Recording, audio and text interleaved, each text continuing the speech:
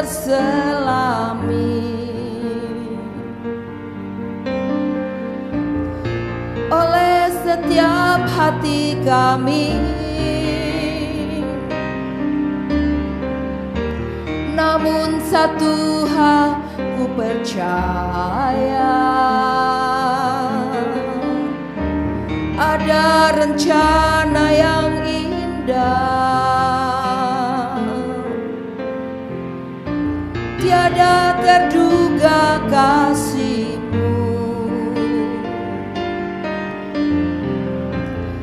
Heran dan besar bagiku arti kehadiran-Mu selalu nyata di dalam hidupku. Penyertaan-Mu sempurna, rancangan-Mu penuh damai, aman dan sejahtera. Walau di tengah badai, ingin ku selalu bersama, rasakan keindahan arti kehadiran-Mu Tuhan. Penyertaan-Mu sempurna, rancangan-Mu penuh damai, aman dan sejahtera. Walau di tengah badai, ingin ku selalu bersama, rasakan keindahan arti kehadiran-Mu Tuhan. Arti kehadiran-Mu Tuhan. Arti kehadiran-Mu Tuhan.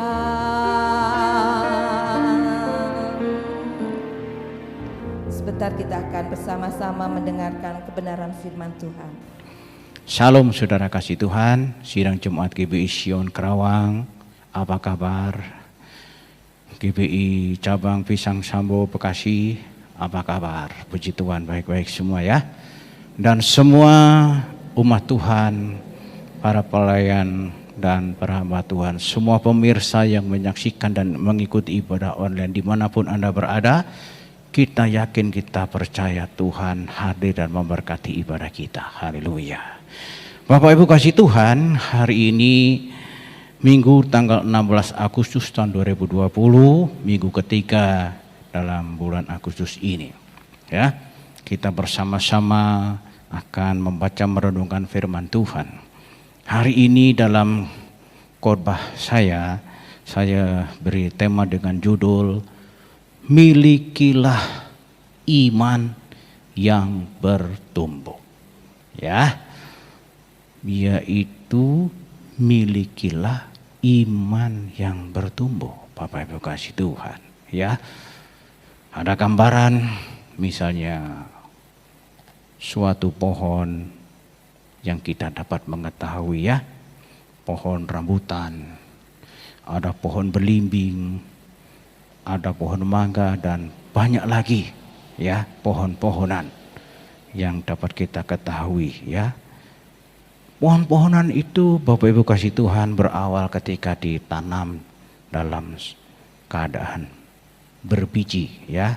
Lalu biji itu berakar, lalu bertumbuh, lalu mengeluarkan banyak dedaunan, lalu mengeluarkan bunga, lalu yang terakhir dia berbuah, ya, baik pohon rambutan, belimbing maupun mangga, ya.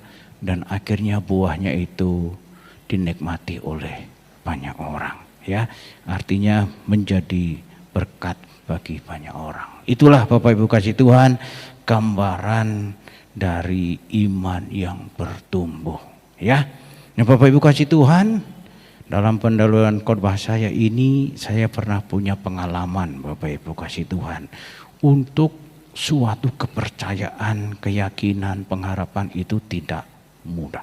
Ya, saya pernah mengalami naik kendaraan motor, mengalami ban bocor, dan ketika ditambal tidak bisa, akhirnya diganti dengan ban baru.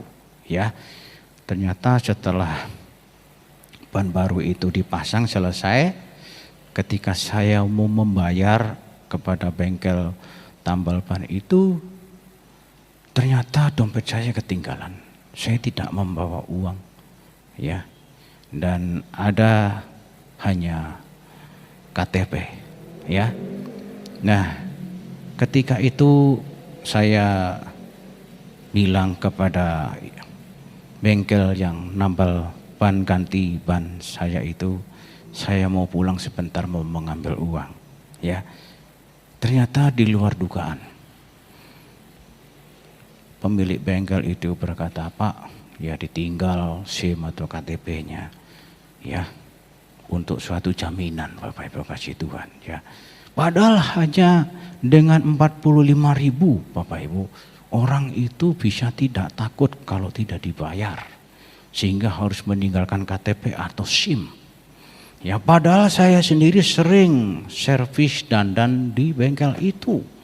Orang itu tidak bisa percaya, Bapak Ibu kasih Tuhan. Ya, saya menyadari ternyata untuk sebuah kepercayaan itu tidak mudah, Bapak Ibu kasih Tuhan, ya. Dan hari ini kita akan belajar bersama-sama bagaimana kita ini belajar, ya, dan kita ini bersama-sama memikirkan dan mengintrospeksi bagaimana iman, keyakinan, pengharapan kita kepada Tuhan itu mencapai suatu pertumbuhan, Bapak Ibu kasih Tuhan, ya. Nah, kita akan melihat contoh dalam kitab Mazmur pasal 20 ayat 1 sampai 10, ya. Mari kita membuka Alkitab kita, Mazmur pasal 20 ayat 1 sampai 10, ya. Dalam pembacaan ini berjudul doa mohon kemenangan bagi raja. Untuk pemimpin biduan, Mazmur Daud. Kiranya Tuhan menjawab engkau pada waktu kesesakan. Kiranya nama Allah Yakub membentengi engkau. Kiranya dikirimkannya bantuan kepadamu dari tempat kudus dan disokongnya engkau dari Sion. Kiranya diingatnya segala korban persembahanmu dan disukainya korban bakaranmu, Selah. Kiranya diberikannya kepadamu apa yang kau kehendaki dan dijadikannya berhasil apa yang kau rancang. Kami mau bersorak-sorai tentang kemenanganmu dan mengangkat panji-panji demi nama Allah kita. Kiranya Tuhan memenuhi segala permintaanmu. Sekarang aku tahu bahwa Tuhan memberi kemenangan kepada orang yang diurapinya dan menjawabnya dari sorganya yang kudus dengan kemenangan yang gilang gemilang oleh tangan kanannya. Orang ini memegahkan kereta dan orang itu memegahkan kuda, tetapi kita bermegah dalam nama Tuhan Allah kita. Mereka rebah dan jatuh, tetapi kita bangun berdiri dan tetap tegak. Ya Tuhan, berikanlah kemenangan kepada raja. Jawablah kiranya kami pada waktu kami berseru. Haleluya. Mari Bapak Ibu kasih Tuhan, kita renungkan bersama-sama di sini, ya. Kalau kita membaca ayat pertama tadi untuk pemimpin biduan Mazmur Daud, ya. Dalam kitab Mazmur pasal 20 ini ditulis oleh Raja Daud. Suatu tulisan firman Tuhan yang diilhami oleh Roh Kudus, yang dinyanyikan di bait Allah oleh Raja Daud diiringi cerkap, gambus dan kecapi, dan nyanyian itu berisi, ya, suatu firman Tuhan, berisi nasihat-nasihat kepada umat Tuhan, dan berisi pengalaman hidup, riwayat sejarah daripada Raja Daud ini. Ya, jadi Bapak Ibu yang dikasihi Tuhan, kita melihat contoh bagaimana menjadi orang yang memiliki iman yang bertumbuh. Ya, hari ini kita telah membaca, ya, mempelajari salah satu tokoh dalam Alkitab yang cukup terkenal, yaitu Raja Daud. Ya, kita akan melihat bagaimana Daud ini menjadi orang percaya, menjadi pelayan dan hamba Tuhan yang memiliki iman bertumbuh, ya, secara step by step, secara bertahap, secara kontinu, terus menerus, bahkan pernah mengalami suatu kegagalan di dalam mencapai iman yang bertumbuh secara maksimal itu, tetapi segera Daud bertobat dan kembali lagi dia mencapai, ya, iman yang bertumbuh secara maksimal yang akan menjadi suri teladan bagi bangsa Israel dan semua orang percaya. Ya, kita akan melihat urutan pertama tentang iman Daud ini, ya, yaitu yang pertama, Bapak Ibu kasih Tuhan, Daud punya pengalaman hidup yang diajarkan, yang ditulis dalam Alkitab, disampaikan kepada bangsa Israel dan semua orang percaya, ya, dalam 1 Samuel pasal 17 ayat 34. Tetapi Daud berkata kepada Saul, hambamu ini biasa menggembalakan kambing domba ayahnya. Apabila datang singa atau beruang yang menerkam seekor domba dari kawanannya, ayat 36, baik singa maupun beruang telah dihajar oleh hambamu ini, dan orang Filistin yang tidak bersunat itu, ia akan sama seperti salah satu daripada binatang itu, karena ia telah mencemooh barisan daripada Allah yang hidup. Ya, ayat 37. Pula kata Daud kepada Tuhan, telah melepaskan aku dari cakar singa dan dari cakar beruang. Dia, Tuhan, juga akan melepaskan aku dari tangan orang Filistin itu. Kata Saul kepada Daud, pergilah, Tuhan menyertai engkau. Ini tahap awal, ini tahap pertama, ini tahap mula-mula. Alkitab menyingkapkan tentang keimanan, keyakinan, kepercayaan, pengharapannya menaruh seluruhnya kepada Tuhan ketika ia masih dalam usia muda belia, ketika ia masih remaja, ketika ia masih kemerah-merahan.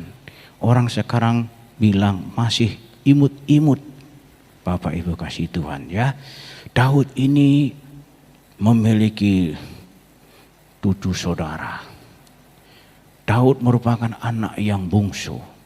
Ya, biasanya anak yang bungsu itu disayang oleh orang tuanya, ya, seperti Yusuf, ya. Di antara saudara-saudaranya yang banyak itu, Yakub paling sayang kepada Yusuf karena Yusuf itu anak yang bungsu, ya. Tetapi bagi Daud, walaupun ia bungsu, rupanya ayahnya Esai ini tidak sayang seperti Yakub menyayangi Yusuf. Ya, kalau Yusuf disayang oleh Yakub, dibuatkanlah jubah yang maha indah dari bulu domba yang mahal, ya. Tetapi kalau Daud oleh bapaknya Esai justru ditugaskan untuk menggembalakan kambing domba yang memiliki resiko bahaya menghadapi hewan-hewan binatang buas. ya.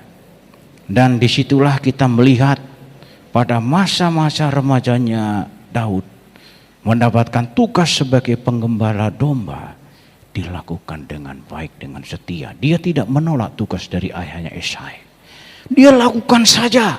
Sebagai penggembala domba ternyata dia punya pengalaman, yaitu dombanya itu jadi sasaran binatang-binatang buas, binatang-binatang karnivora, binatang-binatang yang pemakan daging, yaitu dikatakan ada singa, ada beruang, ya, ada anjing hutan, ada harimau, ya, binatang-binatang yang ganas yang lainnya. Dan di situ Daud menyaksikan dombanya diterkam oleh singa, diterkam oleh beruang.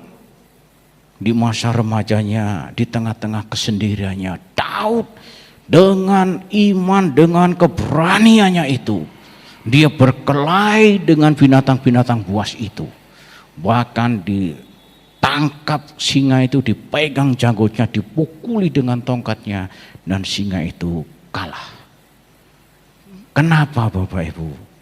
Karena Daud benar-benar menghadapi kenyataan yang sangat menakutkan itu. Dia percaya, dia benar-benar berharap kepada Tuhan.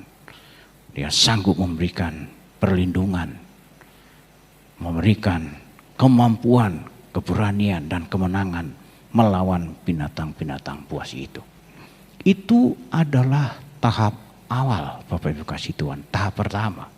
Lalu tahap yang kedua Bapak Ibu kasih Tuhan, iman Daud terus meningkat, ya. Pada masa mudanya ketika ada bangsa Filistin,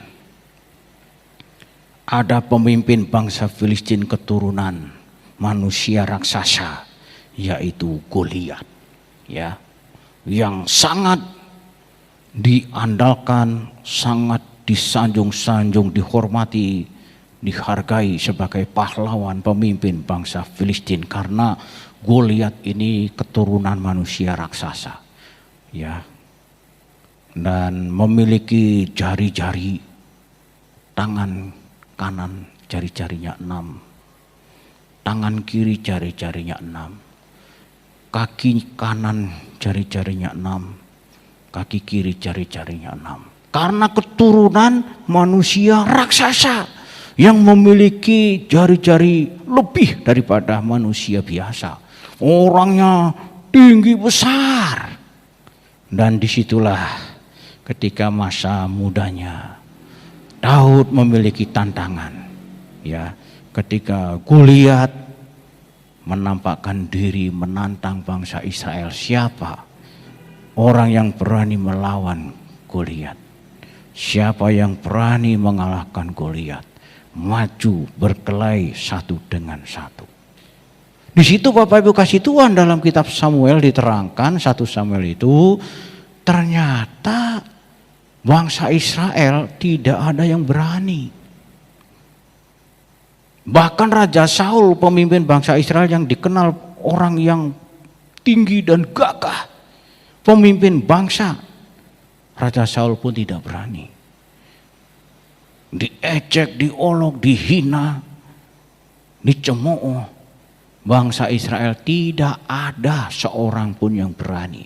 Itu lamanya sampai mencapai 40 hari 40 malam Bapak Ibu kasih Tuhan.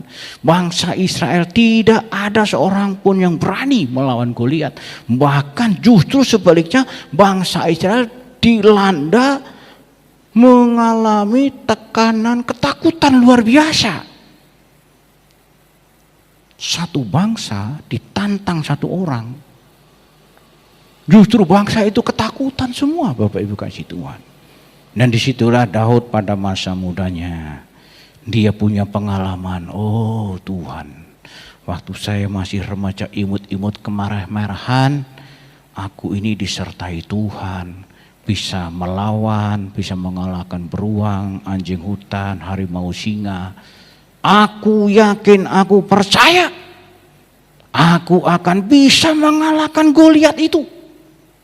walaupun aku ini masih muda, walaupun aku ini kecil, walaupun aku ini melawan manusia raksasa itu. Itulah Bapak Ibu kasih Tuhan.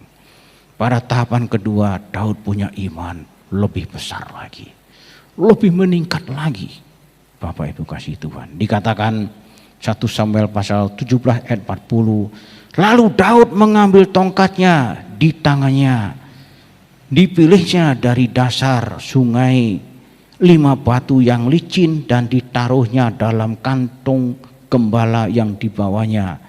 Yakni tempat batu-batu, sedang umbanya dipegangnya di tangannya. Demikianlah ia mendekati orang Filistin itu dan seterusnya. Ya, secara singkat Daud mendatangi Goliat. Secara singkat Daud mengambil batu yang ada di kantungnya, disiapkan 5 biji. Dia punya umban, punya bandil, Bapak Ibu. Ya, Goliat tidak menyangka kalau Daud punya senjata sederhana. Batu ditaruh di umban, di bandilnya, diputar-putar. Ketika sudah dekat, dilemparkan kepada Goliat, kena jidatnya, dan akhirnya Goliat jatuh. Tidak sempat terjadi perkelahian, Goliat jatuh, dan akhirnya Goliat kalah dan mati. Ya, disitulah Bapak Ibu kasih Tuhan, itu tahapan kedua, iman Daud semakin naik terus, semakin bertumbuh. Ya, lalu yang terakhir, yang ketiga, tahapan iman Daud. Ya, yaitu Daud tetap memiliki keyakinan, pengharapan, kepercayaan kepada Tuhan sungguh-sungguh, bahkan bersandar kepada Tuhan. Ya, tahapan yang ketiga. Tetapi Bapak Ibu kasih Tuhan, saya akan membacakan riwayat sebelum kita membahas yang ketiga, riwayat Daud ketika mengalami kegagalan imannya. Ya, dalam 2 Samuel pasal 24 ayat 10. Tetapi berdebar-debarlah hati Daud setelah ia menghitung rakyat. Lalu berkatalah Daud kepada Tuhan, aku telah sangat berdosa karena melakukan hal ini. Maka sekarang ya Tuhan, jauhkanlah kiranya kesalahan hamba-Mu, sebab perbuatanku itu sangat bodoh. Ya, ini peristiwa di mana Bapak Ibu kasih Tuhan, tahap awal Daud punya iman yang sungguh-sungguh, percaya, berharap, berserah mengandalkan Tuhan. Tahap kedua, Daud imannya tetap percaya, sungguh-sungguh berharap dan mengandalkan Tuhan. Mau naik yang ketiga, Daud mengalami kegagalan, Bapak Ibu kasih Tuhan. Ya, karena Daud menyadari perbuatannya itu sangatlah bodoh. Dia bertobat, dia minta ampun kepada Tuhan karena dia menghitung semua rakyatnya, dihitung semua pasukannya, dihitung untuk kekuatan menjadi bangsa yang besar.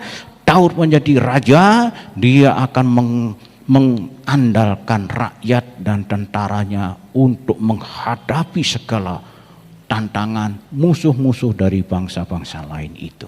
Dan itu adalah berdosa. Mengandalkan kekuatannya, kemampuannya sendiri. Daud sadar, Tuhan, aku punya perbuatan yang salah. Aku punya perbuatan yang bodoh. Aku mengandalkan kekuatanku sendiri. Aku telah menjadi orang yang sombong di hadapan. Disitulah Bapak Ibu kasih Tuhan, Daud mengalami kegagalan untuk naik pada level, yaitu iman bertumbuh pada level yang ketiga. Ternyata Bapak Ibu, iman yang bertumbuh itu tidak berjalan mulus. Iman yang bertumbuh itu ternyata tidak berjalan dengan lancar. Iman yang bertumbuh itu mengalami godaan-godaan termasuk dari diri sendiri. Ya, seperti Daud ketika ia menjadi raja, aku kan menjadi raja. Aku kan punya kuasa, aku kan punya keputusan, aku kan punya hak untuk melakukan ini dan itu menurut aku sebagai raja punya kuasa. Tetapi setelah Daud sadar, dia jatuh dalam dosa kesombongan, jatuh dalam dosa mengandalkan kekuatannya sendiri, dan dia tidak berharap, tidak percaya, tidak berserah kepada Tuhan. Itulah awal titik balik untuk naik imannya yang bertumbuh pada level yang ketiga, yang terakhir. Bapak Ibu kasih Tuhan. Ya, setelah ia bertobat, ia minta ampun kepada Tuhan, menyadari perbuatannya yang bodoh, menjadi orang yang tinggi hati dan sombong karena menjadi raja punya kuasa yang besar. Daud telah sadar, Bapak Ibu kasih Tuhan. Lalu apa yang dilakukan Bapak Ibu kasih Tuhan? Akhirnya Daud pada level yang ketiga ini, dia datang kepada Tuhan dalam doa. Dengan segala kerendahan hati dan permohonannya, dia berdoa dan berharap dan berseru dan berserah dan bersandar kepada Tuhan. Ditulis dalam kitab Mazmur pasal 20 ayat 6 sampai ke 9. Demikian. Sekarang aku tahu bahwa Tuhan memberi kemenangan kepada orang yang diurapinya dan menjawabnya dari sorganya yang kudus dengan kemenangan yang gilang gemilang oleh tangan kanannya. Orang ini memegahkan kereta dan orang itu memegahkan kuda, tetapi kita bermegah dalam nama Tuhan Allah kita. Mereka rebah dan jatuh, tetapi kita bangun berdiri dan tetap tegak. Ya Tuhan, berikanlah kemenangan kepada raja, jawablah kiranya kami pada waktu kami berseru. Ini Bapak Ibu, pada level yang terakhir, pada level yang ketiga, Daud setelah jatuh dalam dosa kesombongannya itu, dia sudah bertobat, dia kembali mencapai titik akhir pertumbuhan iman yang ketiga ini. Dia benar-benar berdoa kepada Tuhan, dia benar-benar bermohon, berserah, berpasrah kehidupannya kepada Tuhan. Ya, dikatakan biarlah orang-orang itu memegahkan kereta dan kudanya. Pada umumnya bangsa-bangsa di dunia pada saat itu, kuda itu merupakan binatang yang tangkas, binatang yang hebat, binatang hewan yang diandalkan ya di dalam peperangan, ya dinaikin oleh para tentara, oleh para pahlawan, oleh para raja untuk berperang. Ya, tetapi dikatakan Daud itu tidak mau mengandalkan, memegahkan kereta yang ditarik oleh kuda sebagai kekuatan yang luar biasa. Ya, tetapi Daud menyadari bahwa hanya dengan kerendahan hati, hanya minta kepada Tuhan, berikanlah kemenangan kepada raja. Jawablah kami pada waktu kami berseru. Ya, itulah Bapak Ibu kasih Tuhan bagian ketiga dari perjalanan riwayat Raja Daud, di mana Daud punya pengalaman memiliki pertumbuhan iman yang pertama, yang kedua, dan ketiga, yang terakhir. Ya, nah itulah Bapak Ibu yang akan memberikan inspirasi gambaran kepada kita. Mari Bapak Ibu yang dikasihi Tuhan, kita sebagai orang percaya, kita sudah lama, berapa tahun, berapa puluh tahun kita menjadi umat Tuhan. Kita tidak pernah memikirkan tentang keimanan kita. Mari hari ini kita pikirkan tentang keimanan, kepercayaan, pengharapan kita kepada Tuhan seperti apa yang kita miliki ini. Ya, mari kita belajar seperti Daud. dari pengalaman-pengalaman masa yang lampau, Bapak Ibu kasih Tuhan. Kalau Bapak Ibu ingat pengalaman-pengalaman masa lampau di mana Tuhan menolong, di mana Tuhan memberikan jalan keluar, memberikan kemenangan, memberikan jalan terbuka, memberkati di tengah-tengah situasi yang sulit, menyembuhkan kita. Ada banyak cara Tuhan melakukan menolong kita. Itu jangan dilupakan. Itu harus diingat-ingat. Karena dari perkara masa lampau itu, Bapak Ibu kasih Tuhan, akan membuat kita di masa yang akan datang memiliki iman yang bertumbuh.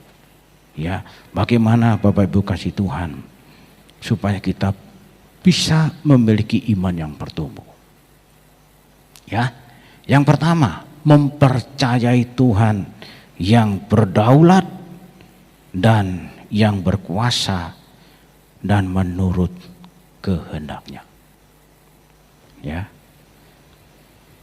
Itu bisa dibaca dalam Mazmur pasal 21 ayat 8. Sebab raja percaya kepada Tuhan, dan karena kasih setia yang maha tinggi ia tidak goyah. Ya. Memiliki keyakinan, kepercayaan kepada Tuhan, dan akhirnya memiliki iman yang tidak goyang, tidak goyah, tidak bimbang, tidak ragu. Lalu yang kedua, mempercayai Tuhan sanggup memberikan jalan keluar serta kemenangan dalam kehidupan ini. Ya, yaitu dalam Mazmur pasal 144 ayat ke-10, Engkau memberikan kemenangan kepada raja-raja dan yang membebaskan Daud hamba-Mu ini. Bapak Ibu kasih Tuhan. Ya, ternyata Bapak Ibu punya iman seperti Raja Daud.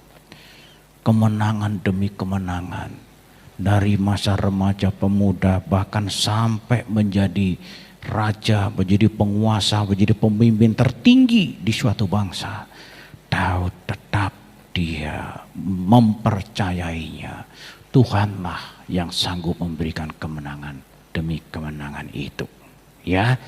Dan yang terakhir, yang ketiga, Bapak Ibu kasih Tuhan, apa yang harus kita lakukan supaya kita punya iman yang bertumbuh? Itu yang terakhir, ketiga, yaitu menyerahkan hidup kita kepada Tuhan dan benar-benar mengandalkan Tuhan dalam hidup ini, Bapak Ibu ya. Dalam Mazmur 37 ayat 5, serahkanlah hidupmu kepada Tuhan dan percayalah kepadanya dan ia akan bertindak.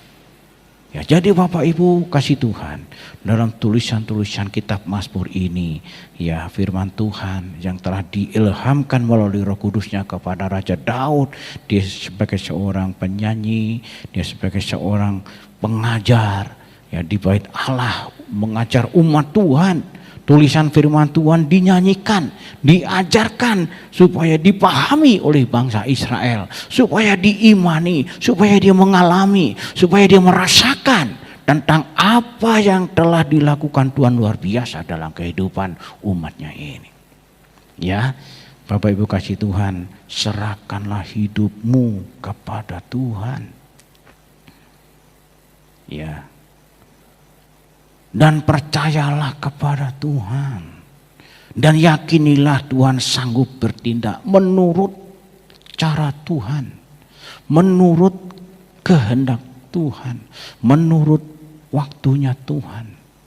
Ya, kita harus bersabar. Kita harus menanti. Kita harus tetap sungguh-sungguh. Kita harus tetap yakin dan percaya bahwa hidup kita ada dalam pemeliharaan Tuhan. Hidup kita ada dalam rancangan rencana Tuhan. Bahwa hidup kita ini di bawah naungan Tuhan. Kita harus yakin, harus percaya bahwa hidup kita ini ada menjadi milik Tuhan. Ya, dalam kitab Roma pasal 14 ayat ke-8, jika kita hidup untuk Tuhan. Jika kita mati untuk Tuhan. Baik hidup maupun kita mati, kita ini adalah milik Tuhan. Percayalah Bapak Ibu, kita ini menjadi orang-orang yang berharga di hadapan Tuhan. Dan mari kita bersama-sama belajar seperti Daud. Menjadi orang percaya, menjadi umat Tuhan, pelayan dan hamba Tuhan. Yang memiliki iman yang bertumbuh step by step secara bertahap. Seperti Raja Daud. Ya, sehingga Raja Daud ini pada tahap step by step imannya bertumbuh pada yang ketika level yang tertinggi dia mencapai menjadi raja, lalu dia menjadi orang tua, lalu dia menjadi orang lanjut umur. Ketika ia sakit, ketika ia ada di ranjang, tidak bisa berbuat apa-apa, tetapi dia sudah menjadi berkat bagi seluruh bangsa Israel. Bisa menikmati riwayat goresan sejarah hidupnya. Bisa menikmati berkat-berkat pengalaman hidupnya Raja Daud. Dan bisa menjadi ciri teladan bagi banyak orang, Bapak Ibu. Dia menjadi orang yang berbuah. Pada akhirnya dinikmati oleh banyak orang. Ya, hari-hari ini Bapak Ibu kasih Tuhan, di tengah-tengah situasi keadaan dunia yang bergelora, ya, kita menyaksikan wabah virus COVID-19 yang sedang merebak di berbagai negara, berbagai penjuru dunia. Bahkan kita merasakan dampaknya yang sungguh sangat luar biasa. Ya, di seluruh dunia, keramaian-keramaian, kerumunan-kerumunan. Baik orang pesta pernikahan, pesta olahraga, pertemuan-pertemuan akbar.